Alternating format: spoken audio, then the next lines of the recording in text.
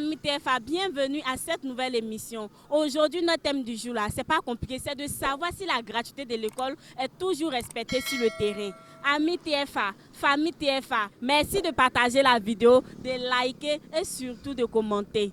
Moi, c'est Sarah, élève en première A2 au collège moderne privé de Gonfreville. Et dis-moi, Missaya, est-ce que la gratuité de l'école est-elle respectée sur le terrain? Au public, quand tu fais l'inscription en ligne, tu es obligé d'aller faire l'inscription encore à l'école et payer les frais de COGES. Maintenant, dans notre cas, au privé, on fait l'inscription en ligne et arrivé à l'école, on doit venir payer une somme encore pour payer les professeurs.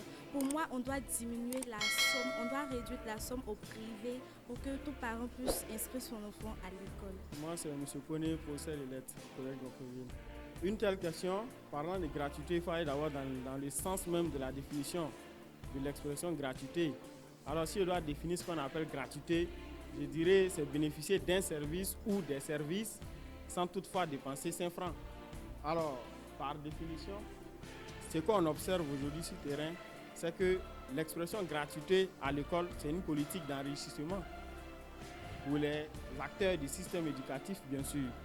Parce que ce n'est pas ce que nous voyons. Ce qui est dit, comme les gens le disent par moment, la carte n'est pas le territoire. Ce qu'on nous dit, et puis ce qui se passe au niveau de la réalité, c'est la nuit et le jour. N'est-ce pas? Alors, quand on prend le cas des écoles publiques, on voit que les questions des frais scolaires, des frais annexes varient d'une école à une autre.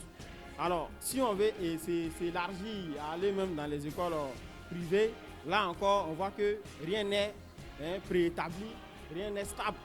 Tout varie en fonction des écoles. Et quand c'est comme ça, on ne peut pas parler de gratuité. En réalité, rien n'est gratuit. Moi, c'est Eddy Kwaku, assistant de recherche. L'école gratuite n'est pas respectée.